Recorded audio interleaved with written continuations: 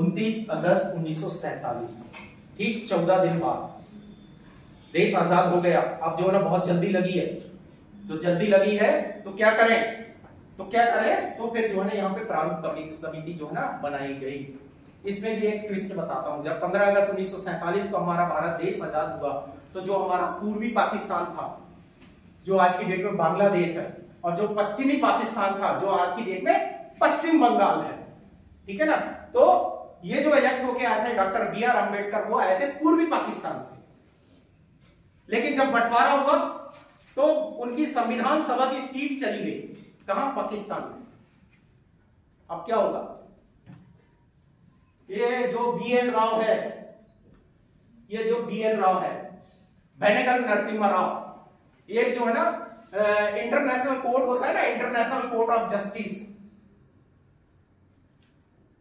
15 जज होते हैं पूरे वर्ल्ड के, वहां पे एक अंतरराष्ट्रीय कोर्ट होता है। इस कोर्ट के जो है ना ये जज थे बेनेगल नरसिम्हा राव। ये हमारे लिए, हमारे भारत देश के लिए बहुत सौभाग्य की बात थी कि बी.एन. राव जो हमारे भारत देश के जो है रिप्रेजेंटेटिव जो है ना इंटरनेशनल कोर्ट में जज थे।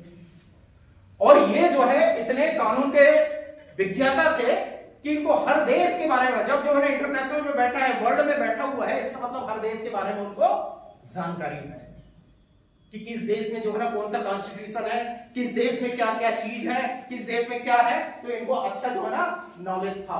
तो बी.एन. राव ने कहा कि भैया संविधान की कल्पना जो है ना डॉक्टर बी.आर. अम्बेडकर के बिना आपको करना भी व्यर्थ है, क्योंकि वो जितने ज्ञाता और जितने नॉलेजेबल है उसको दोबारा यहां से लेके आओ संविधान सभा में, क्योंकि अब वो सदस्य नहीं रहे आजाद होते ही।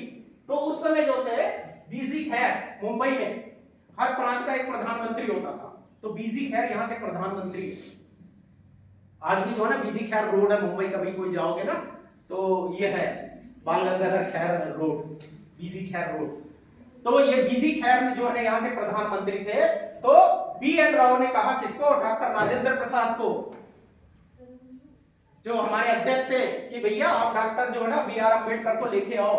तो बी.जी. खैर ने क्या किया, जो वहां का चुना हुआ संविधान सभा का सदस्य था, ठीक है ना, एम.आर. जयकर, उनसे इस्तीफा दिलवाया और फिर से जो है ना डॉक्टर बी.आर. अम्बेडकर को वहां से चुन के जो है ना फिर से संविधान सभा में उनको भेजा। और जैसे संविधान सभा में भेजा तो फिर 29 अगस्त को तुरंत जो है ना प्रारूप तत्व समिति का जो है ना गठन किया गया। और इस गठन में जो है ना 7 लोग जो है ना चुने गए, ठीक है ना। खेतान है, मुंशी है, अयंगर है, अय्यर है, सादुल्ला है। इस तरह से 7 लोग का जो है ना यहाँ पे समिति में जो है ना थे, जिसके अध्यक्ष जो थे डॉक्टर बी.आर. अम्बेडकर थे। अब जो है हमारी जो है यहाँ से जो जिम्मेदारी है यहाँ पे शुरू हुई है। अब जो होती है प्रारूप समिति, इसको बोलते हैं, क्या बोलते हैं इसको, प्रारूप समिति। सुने हुए आप लोग ने, प्रारूप समिति जिसको बोलते हैं, कौन सी समिति, ड्राफ्टिंग कमिटी, ठीक है ना। तो ये प्रारूप समिति, अब प्रारूप समिति का काम क्या है, अब यहाँ पे जो है ना डॉक्टर बी.आर. अम्बेडकर का रोल जो है ना यहाँ पे पूरी तरह से जो है ना शुरू हो गया। अब इसके बिना जो है ना काम नहीं होगा आपका। अब प्रारूप समिति, प्रारूप किसने बनाया हमारा संविधान का, संविधान का एक प्रारूप है, मतलब हम लोग कच्चा तैयार करते हैं ना, रफ में कर लेते हैं ऐसा ऐसा ऐसा ऐसा लिख के। तो ये जो हमारे जज है आईसीजे के बेनेगल नरसिम्हा राव, इन्होंने पूरा प्रारूप जो है ना हमारे भारत देश के संविधान का जो ना तैयार किया, एक ढांचा तैयार किया उन्होंने कि हमें इस संविधान में क्या क्या रखना है। और उस प्रारूप को किनको दिया इन्होंने, प्रारूप समिति को। अब उस प्रारूप समिति जो है ना एक एक पॉइंट को जो है ना एनालिसिस करेगी, और उस एनालिसिस में जो भी जवाब देना डॉक्टर बी.आर. अम्बेडकर को देना है, क्योंकि वो एक जो है ना लॉ वाले भी थे और काफी जो है ना ये ज्ञानदाता भी थे। तो ये राजनीति भी थे, एक अर्थशास्त्री भी थे, एक कानून विज्ञाता भी थे और समाज सेवक भी थे। तो इतना जो था ये नॉलेज था। तो इस प्रकार से जो है ना यहाँ पे जो है इनकी काम शुरू हुआ। अगर आप लोग ने जो है ना भारत सरकार का जो है ना राज्यसभा संसद का संविधान एपिसोड अगर आप देखेंगे 1 से लेके 10 तक, जो भारत सरकार ने जो है ना प्रसारित किया है संविधान सभा, उसमें आप जब अगर देखेंगे एक एक एपिसोड में, तो मेरे को लगता है पूरी भारत की कहानी जो है ना आपकी नजरों में आ जाएगी कि किसने क्या किया। हर सभा में जो है ना जो भी सवाल होना है वो डॉक्टर बी आर अम्बेडकर के सामने होना है, हर चीज का जवाब देना उन्होंने देना है, इसका क्लासिफिकेशन करना है, इसका ऐसा होगा तो कैसे होगा, ऐसा होगा तो कैसे होगा, तो हर चीज को एनालिसिस करने का काम जो है, जवाब देने का काम संविधान सभा में किसको मिला, प्रारूप समिति को। टोटल जो है ना संविधान सभा की 11 जो है ना बैठकें हुई, 11 बैठकें मतलब 11 सेशन हुए। 11 सेशन मतलब एक सेशन चलता तो कभी 1 महीने का चला, कभी जो है ना 40 दिन का चला, कभी 1.5 महीने का चला, कभी 12 दिन का चला। 11 सेशन हुए, 11 बैठकें हुई, 11 बैठकें मतलब 11 सेशन में, और 165 बार जो है ना ये टोटल जो है ना संविधान सभा में डिस्कशन हुआ संविधान पर, 165 बार, ठीक है। और फिर वो समय आया हमारा 26 नवंबर 1949, जिस दिन हमारे इस देश का जो ना एक खूबसूरत, एक बहुत ही बेहतरीन जो है एक ग्रंथ तैयार हुआ, जिसको क्या है हमारा भारत का संविधान। 26 नवंबर 1949 को जो है ना ये बन के तैयार तो हो गया। साथ ही जो है ना 15 आर्टिकल ऐसे थे जो उसी दिन से लागू भी हो गए थे, जैसे राष्ट्रपति का चुनाव हुआ, इलेक्शन कमीशन का चुनाव हो गया, इस फंडामेंटल राइट्स हो गए। तो ऐसे कुछ जो आर्टिकल्स थे, 15 आर्टिकल लगभग, वो जो है ना इस दिन जो है ना 26 नवंबर को 1949 को आंशिक रूप से जो है ना ये संविधान लागू हो गया। क्यों वेट किया, उसको पूर्ण रूप से लागू क्यों नहीं किया गया? क्वेश्चन, क्यों वेट किए हमने 2 महीने और? उसका रीजन ये था कि 26 जनवरी 1930 में चले हम, जहां कांग्रेस के अधिवेशन में जवाहरलाल नेहरू ने रावी नदी के किनारे लाहौर में अधिवेशन किया था, और वहां पे जो है ना प्रथम जो है ना स्वाधीनता दिवस यहां मनाया गया था।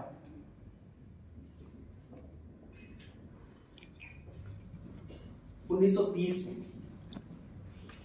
बोले तुम हमें आजादी दो या नहीं दो, अब हमारा मुल्क, हम जो है ना आजाद स्वतंत्र अपने आप को जो है ना घोषित करते हैं। और उस दिन से जो है ना 26 जनवरी को हर साल, उस दिन से लेके 1947 तक हर साल जो है ना भारत जो है ना स्वाधीनता दिवस जो है ना मनाता था। और इसलिए कहा कि भाई ये जो है ना हमारे भारतीय नागरिक के प्रति जो है ना ये 26 जनवरी अटैचमेंट है हमारा, इसमें जो है ना भावना जुड़ी है इस दिन में, तो क्यों ना जो है ना हम जो है ना हमारे संविधान को जो है 26 जनवरी को लागू करें। और फिर वो दिन आया 26 जनवरी, ये जो है ना यहाँ 26 नवंबर से 2 महीने वेट किया, और 26 जनवरी 1930 को जो है हमारे भारत देश में जो है ना हमारा संविधान जो है पूरी तरह से लागू हुआ।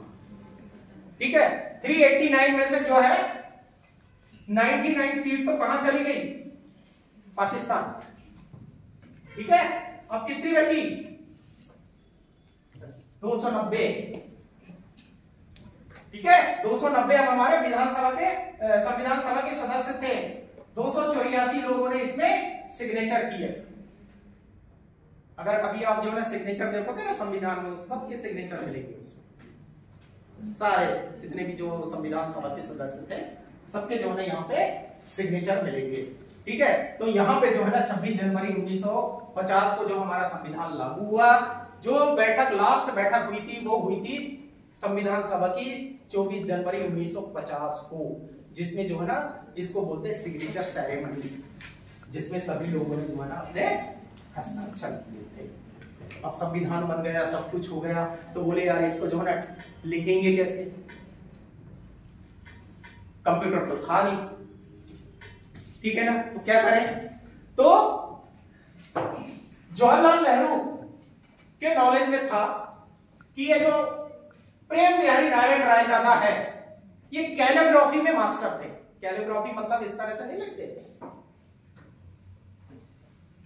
इस तरह से राइटिंग होती, बड़ी सुंदर राइटिंग होती, कोई कह नहीं सकता कि ये टाइपिंग है कि राइटिंग है।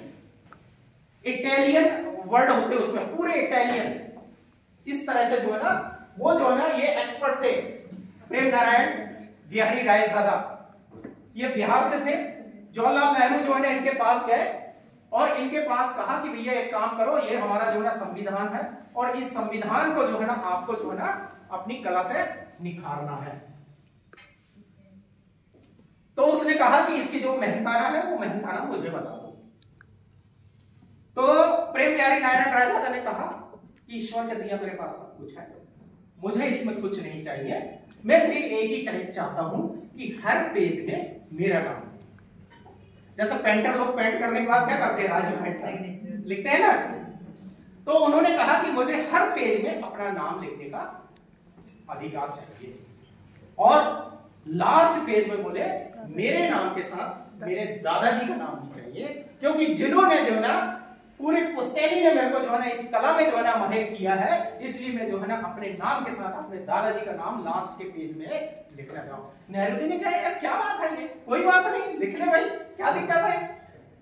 बोले, उन्होंने कहा कि ये तो मेरा सौभाग्य है कि मैं इस देश के जो संविधान की जो है ना स्क्रिप्ट करूंगा। तो ये प्रेम बिहारी नारायण रायजादा। अब आपने जो है ना संविधान किस किस ने देखा है, कितने लोगों ने देखा? प्रस्तावना कापी कितने लोग संविधान को अगर आप देखोगे ना तो ये संविधान है, मान लो ये ऐसा संविधान है, ऐसा।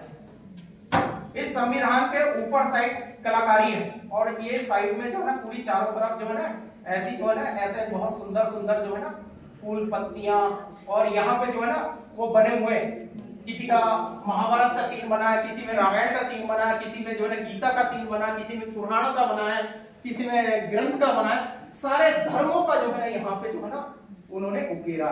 तो उनका नाम जो था वो था नंदलाल बोस। स्क्रिप्ट किसने किया? प्रेम नारायण बिहारी रायजादा ने। पूरा जो है ना हैंड राइटिंग से जो है ना उन्हें अंग्रेजी में लिखा। नंदलाल बोस ने इसमें जो है ना अपनी कला का प्रदर्शन किया।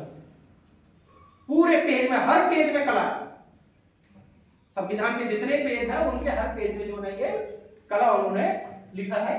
तो ये नंदलाल बोस एंड प्रेम नारायण बिहारी रायजादा जो है ना इन्होंने इनका वो किया।